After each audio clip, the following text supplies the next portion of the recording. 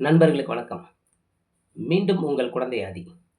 இப்ப இந்த கரூர்ல விஜய் அ மீட்டிங்ல இறந்தாங்க இல்லையா 41 பேரு. அத பத்தி அஜித் ஒரு கருத்து தெரிவிச்சிருக்கிறாரு. அவரு என்ன சொல்லியிருக்கிறாருன்னா, அந்த கரூர்ல இறந்த 41 சம்பவம் இறந்து இறந்து போனாங்க இல்லையா? அந்த சம்பவம் ஒருத்தர் மட்டுமே பொறுப்பேற்க முடியாது. அது அது ஒருத்தர் மேல மட்டுமே நம்ம சொல்லிட முடியாது. அப்படின்னு பத்திரிக்கைக்கு ஒரு பேட்டி குடுத்திருக்கிறாரு. அது சரிதான். ஒருத்தர் மேல மட்டுமே அத நம்ம சொல்லிட முடியாது. ஏன்னா, ஆ அந்த கூட்டத்துடைய தன்மை தெரியாம அவ்ளோ பேர் முண்டி அடிச்சு வந்தது, குழந்தைகள தூக்கிட்டு வந்தது. சரி நேரம் ஆயிக்கிட்டே இருக்கு. இனிமேலு தாக்கு பிடிக்க முடியாது. நமக்கு ஏதாவது ஆயிடும் அப்படின்ட்டு அந்த கூட்டத்த விட்டு விலகி போகாம அந்த மக்கள்லாம் அங்கேயே இருந்தது. அ இது எல்லாமே அதுக்கு ஒரு காரணம் தான். அ ஆனாலும் என்னன்னா, அஜித்து அந்த இதுவரை நடந்த இந்த விவாதங்கள், இந்த சோசியல் மீடியாவுல சொன்னது, வீடியோ ஃபுட்டேஜ் இதெல்லாம் பார்த்தாப்லயா இல்லையான்னு தெரியல. என்னன்னா முதல்ல ஒரு தலைவனா, ஒரு கூட்டத்தோட தலைவனா, அந்த சம்பவத்துக்கு தார்மீக பொறுப்பு விஜய் எடுத்திருக்கணும்ல. அங்க எல்லாத்துக்கும் கோவம் ஏற்படுது. விஜய்க்கு எங்களுக்கு என்ன தனிப்பட்ட பகையா என்ன? வரட்டும். நல்லபடியா ஆட்சி புரிஞ்சு நல்லாட்சி குடுத்தா எல்லாருமே ஏத்துக்க தானே போறோம். ஆனா, அப்படி ஒரு சம்பவம் தான் ஏற்படுத்தின கூட்டம், அந்த கூட்டத்தில இப்படி 41 பேர் இறந்திருக்கிறாங்க. அதுக்கு முதல்ல ஒரு தலைவனா, இதுக்கு முதல்ல நான் தார்மீக பொறுப்பேத்துக்கிறேன் அப்படின்ட்டு முதல்ல சொல்லியிருக்கணும். அதுக்கப்புறம் நீங்க சிபிஐ வைங்க, போலீஸ் வைங்க, புலன் விசாரணையில கண்டுபிடிங்க என்ன நடந்துச்சுன்ட்டு. அதெல்லாம் அப்புறம் இருக்கட்டும். ஆனா ஃபர்ஸ்ட்டு அந்த விஷயம் பண்ணியிருக்கணும். 2வது அந்த ஊர விட்டு போயிருக்க கூடாது. அதே ஊர்ல ஏதாவது லாட்ஜ்ல தங்கியிருக்கணும். இல்ல கட்சிக்காரர்களுடைய சப்போர்ட்டோட எங்கேயாவது தங்கியிருக்கணும். அப்படி இல்லன்னாலும் அடுத்து திருச்சியில ஏதாவது ஒரு பெரிய லாட்ஜ்ல ரூம் போட்டு தங்கியிருந்திருக்கணும். அந்த பிரச்சனைய பார்த்து நின்றுக்கணும். களத்துல நின்றுக்கணும். அங்க தவற விட்டுட்டாரு. சரி. அடுத்து பழி போட்டார்ல. நடந்தது உங்க கட்சி மீட்டிங்கு. அந்த கட்சி மீட்டிங்க்கு தொண்டர்களுக்கு தண்ணி ஏற்பாடு பண்ணல. உணவு ஏற்பாடு பண்ணல. சொன்ன நேரத்துக்கு வரல. இது மிகப்பெரிய தப்பு. சொன்ன நேரத்துக்கு வரலங்கிறது மிகப்பெரிய தப்பு. ஏன்னா, இந்த தவறுகள்லாம் தான் மேல இருக்கும் பட்சத்தில, இந்த கூட்டம் தனக்காக கூடுன கூட்டம் இல்லையா? அது தார்மீகமான பொறுப்பு ஏத்திருக்கணும் இல்லையா? இது எதுவுமே இல்ல. எடுத்த உடனே எதிர்க்கட்சி மேல, ஆளும் கட்சி மேல பழிய போடுற ஒரு அந்த தன்மை இருக்குல்ல. அது ஏத்துக்க முடியாதுல்ல. அடுத்து தொடர்ந்து, அதுக்கு மேல மேலயும் தொடர்ந்து தன்ன காப்பாத்திக்கிறதுக்கு என்ன பண்றதுன்னு தெரியாம, அந்த கூட இருக்கிற பிஜேபியுடைய ஆலோசனை மூலமா சொன்னதாகத்தான் பார்க்கப்படுது, இந்த விஷயங்கள் எல்லாமே. முதல்வர் ஒரு வழக்குல சிபிஐ வேணும் அப்படின்னு கேட்டப்ப, சிபிஐ பின்னாடி ஏன் போய் ஒளிஞ்சுக்கிறீங்க? அப்படின்னு சொல்லி பப்ளிக்கா ஒரு மீட்டிங்ல பேசின விஜய், தன்னுடைய கேஸுக்கு சிபிஐய கேட்கிறாரே! அங்கேயே முரணா இருக்கு இல்லையா? சரி. மக்கள் முன்னாடி ஏகப்பட்ட விஷயங்கள் கொண்டு சேர்த்தாங்க. என்னன்னு? ஸ்ப்ரே அடிச்சாங்க, மிதிச்சாங்க, கத்தியால குத்துனாங்க. இந்த மாரி என்னென்னமோ அ ப ப போலீஸ் கடைசி நேரத்தில எங்களுக்கு இது பண்ணாங்க, சப்போர்ட் பண்ணல அப்படி இப்படின்னு முன்னுக்கு பின் முரணாவே இவங்களுடைய வாதங்கள்லாம் இருக்கு. ஆனா எல்லாமே ரெக்கார்ட் பூர்வமா இருக்கு கவர்மெண்ட் கிட்ட. இவங்க பர்மிஷன் கேட்டதிலிருந்து, அத பல இடங்கள் நிராகரிச்சு, இந்த இடத்த குடுத்து இந்த இடமும் இவங்க கேட்டது தான். அதுக்கான ரெக்கார்ட் இருக்கு. அந்த இடத்துல அதுக்கு முன்னாடி அதிமுகவிலேருந்து எடப்பாடி பழனிசாமி அவர்கள் மீட்டிங் போட்ட அந்த ரெக்கார்டு இருக்கு. சரி, இப்ப இந்த மக்கள் முன்னாடி இவங்க சொன்ன அந்த விஷயங்கள் எல்லாம் கோர்ட்ல சொல்லலையே! அப்ப யார ஏமாத்துறீங்க? மக்கள தானே ஏமாத்துறீங்க. இந்த விஷயங்கள் இந்த இந்த சம்பவங்கள், இந்த விஷயங்கள்லாம் அஜித் பார்த்தாரா இல்லையான்னு தெரியல. பார்த்திருந்தா இப்படி சொல்லியிருப்பாரான்னு தெரியல. ஒருவேளை இதெல்லாம் தெரிஞ்சுமே அஜித்து இப்படி ஒரு தகவல் சொல்லியிருந்தால், அ நாகரிகம் கருதியோ, இல்ல சக சினிமா அ தோழர் அவரு. அப்படின்ற ஒரு காரணத்தினாலயோ சொல்லியிருக்கலாம். இல்ல நமக்கு ஏன் அந்த பிரச்சனை? நாசூக்கா எந்த பிரச்சனையும் இல்லாம, யார் மேலயும் நம்ம குற்றம் சாட்டாம, நடுநிலையா ஒரு பதில சொல்லிட்டு போயிடுவோம். அப்படின்ற மாரி சொல்லிட்டு போனாப்லயா? அது தெரியல.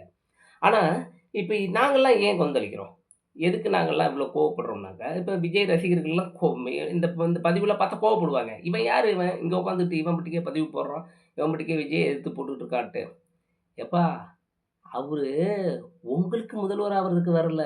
என்னையும் சேர்த்து ஆள்றதுக்கு தான் அவரு முதல்வர் ஆவறதுக்கு வர்றாரு. ஆல்ரெடி முதல்வர் ஆனவரையே போட்டு கிழிச்சு எடுக்குறீங்க. நாளைக்கு முதல்வரா வரப்போறவரு எப்படி இருக்கணும்னு நான் எதிர்பார்ப்பேன்ல. யாரு ஓட்டு போட்டு ஜெயிச்சாலுமே அத எல்லார் மக்களையும் தானே சேர்த்து ஆளப் போறாரு. என்னையும் தானே சேர்த்து ஆளப் போறாரு. நாளைக்கு எனக்கும் தானே அவரு முதல்வர் ஆவாரு. நான் அதுல அக்கறை கொள்ளாம நான் எப்படி இருப்பேன்? நான் அதில தெளிவா இருக்கணும்ல. இவரு நாளைக்கு ஆட்சிக்கு வந்தாக்க எந்த பிரச்சனையும் இல்லையா? நல்லபடியா நடத்துவாரான்ற அக்கறை எனக்கு வேணும்ல. எனக்கு மட்டும் இல்ல. இங்க தமிழ்நாட்டுல இருக்கிற ஒவ்வொருத்தருக்கும் வேணும்ல, அந்த அக்கறை. அந்த அக்கறையில தான் நாங்க இவ்வளோ தூரம் பேசிட்டு இருக்கோம். நல்ல ஆட்சியும், நல்ல அறிவோடையும், புரிதலோடையும், கட்சிய வழிநடத்தக்கூடிய கெப்பாசிட்டியோடையும் இருந்தாக்க, ஒண்ணும் பிரச்சனையே இல்லையே! இப்பதான் சீமான் ஆரம்பிச்சாரு. அவர் கட்சி ஆரம்பிச்சதுல யாருமே எந்த இதுவுமே சொல்லலையே! அவரு கட்சிய சரியா வழிநடத்திட்டு போயிட்டு இருக்கிறாரு. என்ன இடையில அவருடைய அ பேச்சுக்கள் தான் அவர் மேல ஒரு அதிருப்திய ஏற்படுத்தினுச்சே தவிர, மத்தபடி சீமான் மேல எந்த அதிருப்தியும் யாருக்குமே வந்தது இல்லையே! ஆனா இங்க அப்படி இல்லையே! முதல் பேசவே தெரியலையே! அப்படி ஒரு சம்பவம் நடந்து, முதல்ல மன்னிப்பே கேட்கல. மன்னிப்பு கேட்காம பழி போடுறாரு ஆளுங்கட்சி மேல. சரி, அதுவும் உட்டு, அடுத்து வேற மண்டபமே இல்லையா? சிஎம் மீட்டிங் வச்ச அதே மண்டபத்துல வந்து எல்லாரையும் கூப்பிட்டுருக்கிறாருன்னா, இதெல்லாம் என்ன கிரிமினலா யோசிக்கிற மாரி மத்தவங்களுக்கு தோணாது?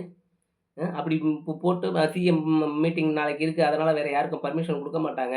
அத வச்சு ஏதாவது அரசியல் பண்ணலாம். அப்படின்றதெல்லாம் அந்த பிஜேபி பண்ற வ கிறுக்குத்தனமான ஒரு ஐடியா அதெல்லாம். முட்டாள்தனமான ஒரு ஐடியா. ஆனா, இவங்களுக்கு எல்லாத்துக்குமே ஒண்ணு தெரியல. இந்த திமுகலாம் பழம் தின்னு கொட்ட போட்டவங்க. இத்தன வருஷமா அவங்க ஆட்சியில உட்காந்துட்டு எவ்வளோ பேர பார்த்துருப்பாங்க. அடுத்து என்னன்னு கணிச்சுக்கிட்டு இருக்க மாட்டாங்க. அ இதெல்லாம் தெரியாம அஜித் வந்து சொன்னாரா? இல்ல அஜித் எதனால சொன்னாருன்னு தெரியல. ஆனால் இந்த இந்த சம்பவத்துக்கு முதல்ல விஜய் இந்த சம்பவம் தார்மீக பொறுப்பு நான் ஏத்துக்கிறேன்னு சொல்லியிருந்தாலே, நாங்க எல்லாருமே ஆதரவு குடுத்துருப்போம். குடுத்துட்டாரு. இப்ப விஜய் ஒண்ணும் இப்ப மிதிக்கல. யாரையும் மிதிச்சு கொல்லல. விஜய் யாரும் சாவணும்னு நெனச்சு பண்ணாரா? அதெல்லாம் கிடையாது. ஆனா, அவங்களுடைய அந்த டீமுடைய அறிவின்மை தானே இத்தன பேர் செத்தாங்க. அவங்களுடைய சரியான அ ஒழுங்குபடுத்துதல், சரியான அமைப்பு, கட்டமைப்பு ஏற்படுத்தாதது தானே இந்த சாவுக்கு காரணம். அப்ப அதுக்கு தார்மீக பொறுப்பு அந்த தலைவர் தானே ஏற்கணும். இப்போ ஒரு ஒரு கட்சியில யாரோ தொண்டர்கள் போயிட்டு எங்கேயோ ஏதோ பண்ணிட்டா கூட, அந்த கட்சி தலைவர் மேல தானே அந்த வழக்கே போடப்படுது. உங்க தொண்டர்கள்ன்ற மாரி கட்சி தலைவர் தானே பொறுப்பேற்க வேண்டியதா இருக்கு. அவங்க கட்சி சார்ந்து போயிட்டாக்க. அப்படி இருக்கும்போது, உங்களுடைய பிரச்சார கூட்டத்தில செத்துருக்கிறாங்க. நீங்க அதுவும் நீங்க பண்ணுன தவறு இருக்கு. உங்க தவறு இல்லாம செத்திருந்தா கூட, அதுக்கு நீங்க தார்மீக பொறுப்பு ஏற்க ஏற்க வேண்டிய அவசியம் இல்லன்னு அப்ப கூட ஏத்து தான் ஆவணும். உங்க தவறு இல்லாமலே செத்திருந்தா கூட, ஒரு தலைவனா, இந்த சம்பவத்துக்கு நான் முதல்ல தார்மீக பொறுப்பு ஏத்துக்கிறேன். உங்கட்டலாம் முதல்ல மன்னிப்பு கேட்டுக்கிறேன். அப்படின்னு கேட்கிறது தான் ஒரு தலைமை பண்பு. அதுதான் ஒரு தலைவருக்கான ஒரு பண்பு. அது இல்லையே அவர்கிட்ட. அது இல்லாம ஆளுங்கட்சி மேல பழிய போடுறது யார் மேலயாவது பழிய போட்டு தப்பிக்கிறதுக்குள்ள பார்த்துட்டு இருக்கிறாப்ல.